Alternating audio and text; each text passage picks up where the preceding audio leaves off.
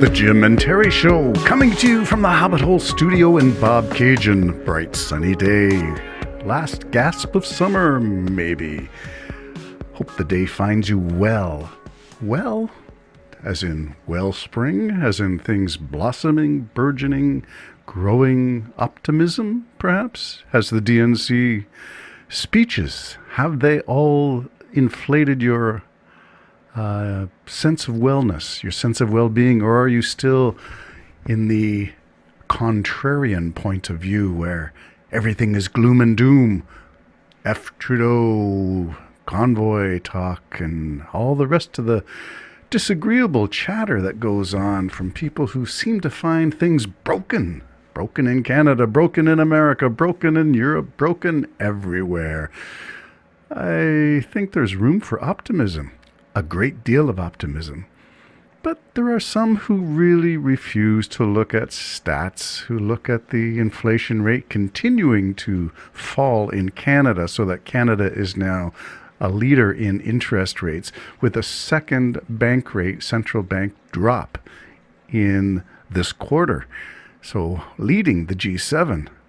Things aren't broken, but you can be convinced that they are if you do not poke your head out from behind or underneath the rock that you find yourself.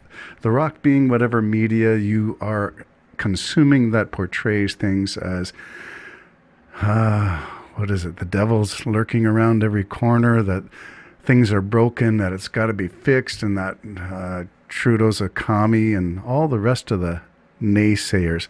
I use the word contrarian because that word comes from something that hit the social media fireworks, I guess, in the last few days. And so I will poke around that using Twitter. I'm not sure I will use it with the graceful term of the Elon Musk X. I prefer the old-fashioned way because it does seem to be a bit of the sound of birds chirping in the morning, calling out to one another and letting people know what's going on as the day unfolds. Birds communicate with their Twitters, and that's how that works. I'd like to delve into Twitter because it is like current events. It's like, what's the latest? Breaking news. Remember those old monikers on the news stations flashing across the bottom of your television screen? Well, breaking news was always breaking the same news all the time, whereas I like to see the latest, the greatest. What is on the edge, on the cusp? Can I see over the horizon? Whether that's using my forward-looking infrared radar, systems that are designed to look beyond the visibility of a pilot. All of this is good information if you can see over the horizon. And that's what I'd like to sort of look at as we look on the name Sebastian Skamsky, who is media relations for Pierre Poilievre, proud conservative, golden retriever enthusiast. Well, can you say something bad about people who love dogs or love animals? I'm not sure, so I'm hedging my bets. I don't want to condemn the guy too much. He calls himself an agreeable contrarian. Contrarian is what I call a naysayer, a gloom and doom prophet, one who says it's all broken. Someone needs to fix it. Who broke it? Point the fingers, wag the tail, wag the dog, wag the tongue, finger point, wag the finger. Anyway, it was interesting to see this fellow surface on social media. Why?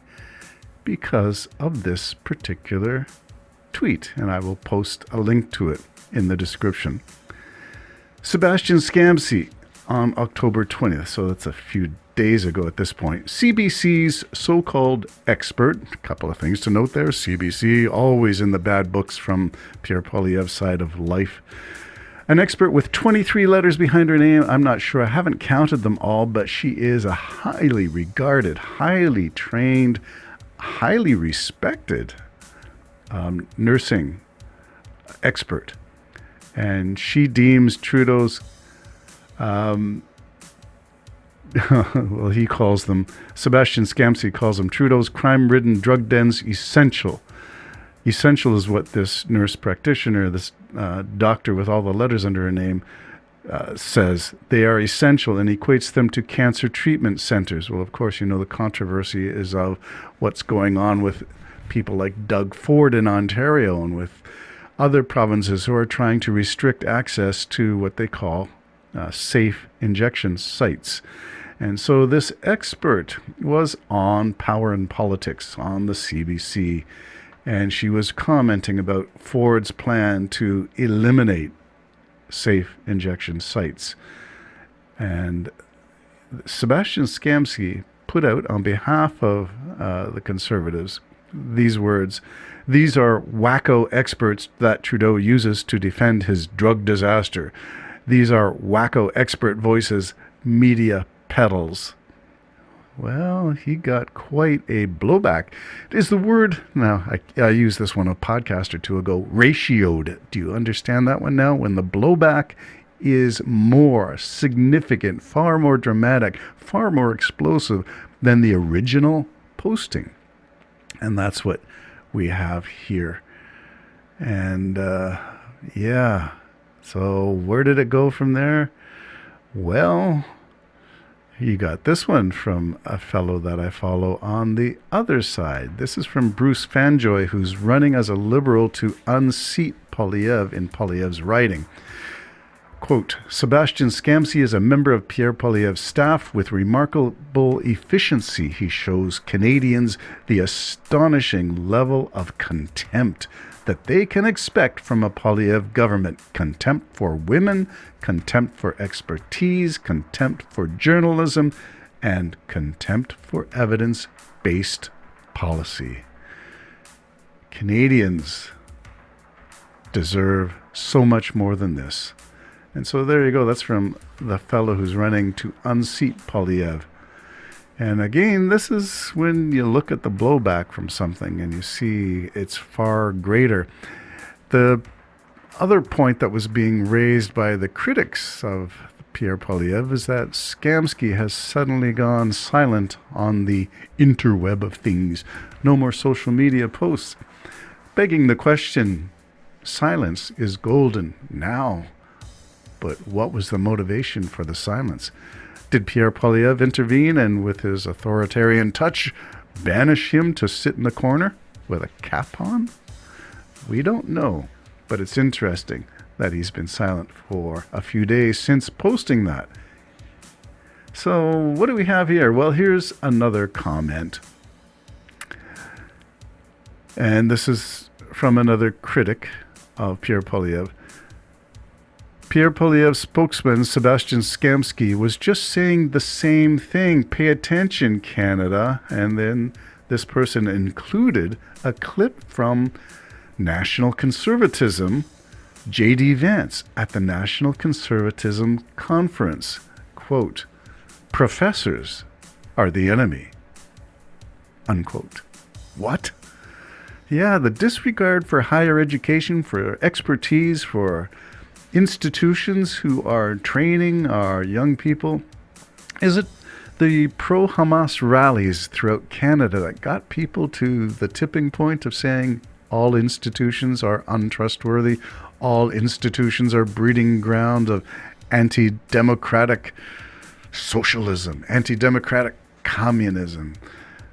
There was quite a reaction for the pro-Hamas at university, and now it seems that on the piggybacking on that general discontent is this stuff, the linkage between Pierre Poilievre and JD Vance, conservatism in MAGA in the South and conservatism in the UCP in Alberta. The convoy people, the people who think that Canada is broken and Trudeau can't, we've had enough of 9 years of Trudeau. And yet on the world stage, we see Trudeau being extolled, being lauded, being elevated, being respected. And here we have Pierre Poilievre with his latest Go Canada Go ad being pulled because it had Russian jets in the sky. It had American trucks in the farmers' fields. It had tractors instead of combines. It had fields in Europe, in Serbia, instead of Canada.